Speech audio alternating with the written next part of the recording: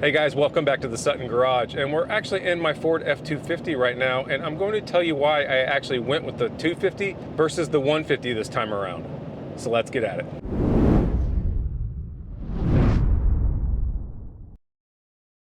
So the first one and the obvious one is the power and torque. This thing is claimed at 475 horsepower with about 1,050 foot-pounds of torque, and anyone who's watched a single YouTube video at all knows that's really underrated.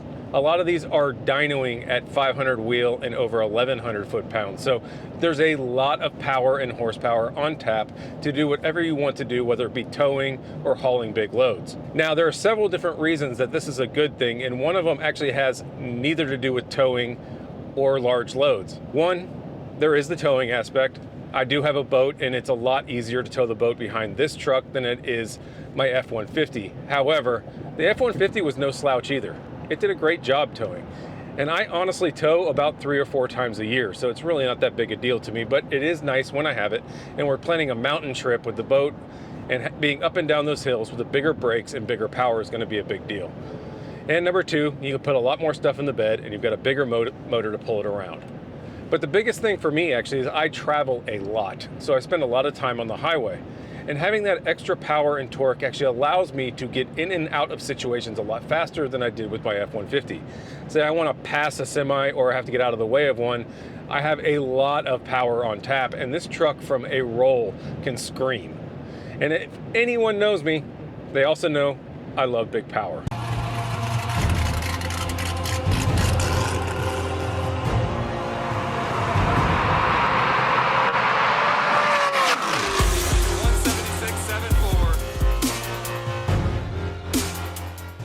And then the added benefit of a diesel is that it actually gets that power on tap more efficiently than my gas motor did in the F150. What I mean by that is at this size, if I don't use cruise control, I can get up to 22 miles per gallon on the highway.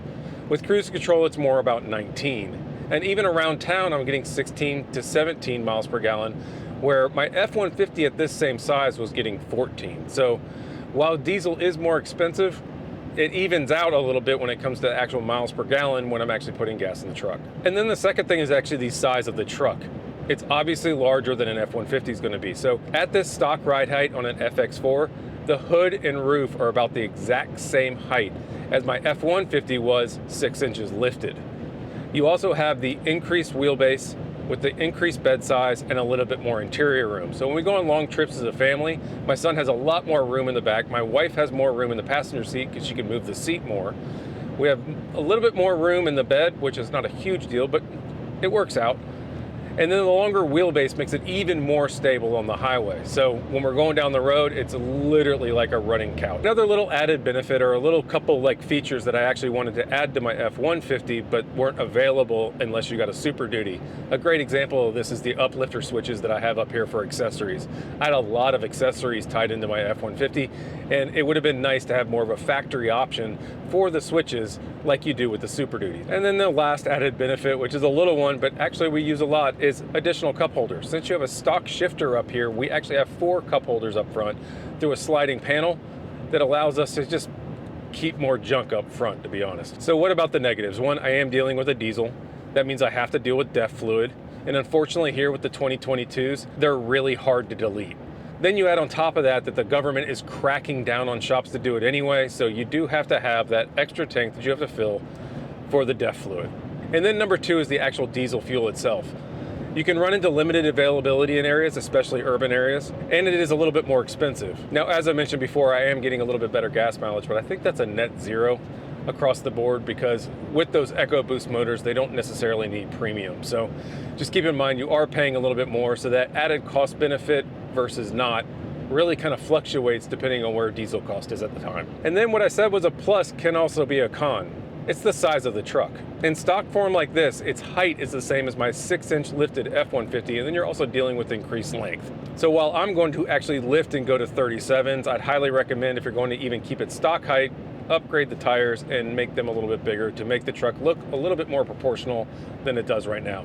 Because in stock form, it's literally that guy at the gym that has huge arms and shoulders and chest, but looks like he can't walk up a flight of stairs. And then the next thing is you are dealing with a Super Duty truck. So while I used to get annoyed with the F150 sometimes when I was on rough roads because you're dealing with a light bed, it tends to want to bounce around on rough roads. And the more you go up in suspension, whether it be the 250, 350, or 450, you're going to run into that problem multiplied. So you'll actually find that a lot of times it's a lot smoother riding truck on rough roads when you actually have something in the bed.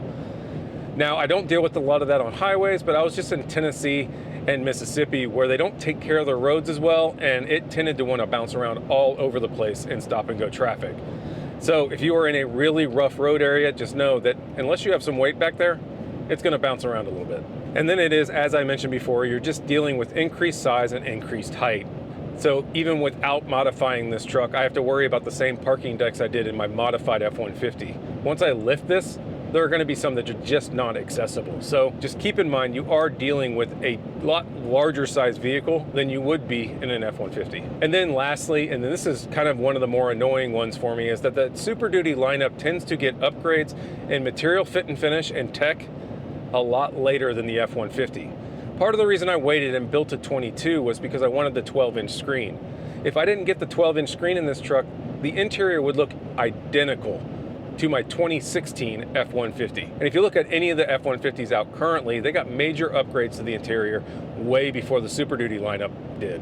Whether that is the full LCD screen for the actual gauge cluster, the 12-inch screen, the new seats, the workspace that will actually slide out in the center console. Those are all things that the F250 didn't get at the time. They are starting to bring them out now. And some of those upgrades the Super Duty actually won't get at all. So if you're looking to be on the bleeding edge of all the tech that can go into a truck, the F150 is going to get those not only sooner, but also maybe at all. And then lastly, and it's a little thing, I prefer to shift in the center console versus the column. It's a little thing, but it is what it is. I have a feeling the Super Duties are going to keep shift on the column because of the way they have to make the lower level lineups. But I do prefer the look of having it in the center console. It also makes it a little bit easier to use. But that also means I would miss the 4 cup holders that we actually do get with the Super Duty. So you might be asking, it sounds like the pros don't outweigh the cons, so why did you switch? Well, and there's a couple reasons for that. One, I do live in the suburbs of Atlanta. I don't have to travel downtown very often, and I don't have to worry about a lot of parking decks. When I do travel, I'm traveling on the highway within the Southeast, and I'm going to industrial areas that are basically wide open as well. So when it comes to the actual size restrictions of the truck, I don't run into them very often. If I had to go downtown a lot, I would be taking a different car. And 2, I'm on the highway a lot. So the increased stability of the size of the truck, the increased gas mileage, and the increased power to get in and around the traffic is a big deal for me that I use a lot. So I might not use the bed payload capacity a lot, I might not tow a lot, but it is a huge added benefit to me to have that extra power and torque and height out on the highway just in stock form. So when it comes down to it, it really comes down to use case. And even though I'm not towing a big trailer behind me 24/7, when I'm out traveling, this truck is more comfortable and has more power than my F150 did. And that actually is a great thing for me. And then I'm kind of a power junkie. So I like big motors, I like big turbos, and makes me like this truck. I'm just wired a little different. So guys, I want to hear what you think. Do the pros outweigh the cons for you, or are you back down in an F150? Would you consider stepping up to a truck like this for your use case? I want to hear what you have to say down in the comment section below. If you like this video, please give it a thumbs up. Consider subscribing to the Sutton Garage for more videos like this in the future. And until then, on to the next one. Thanks guys, see ya.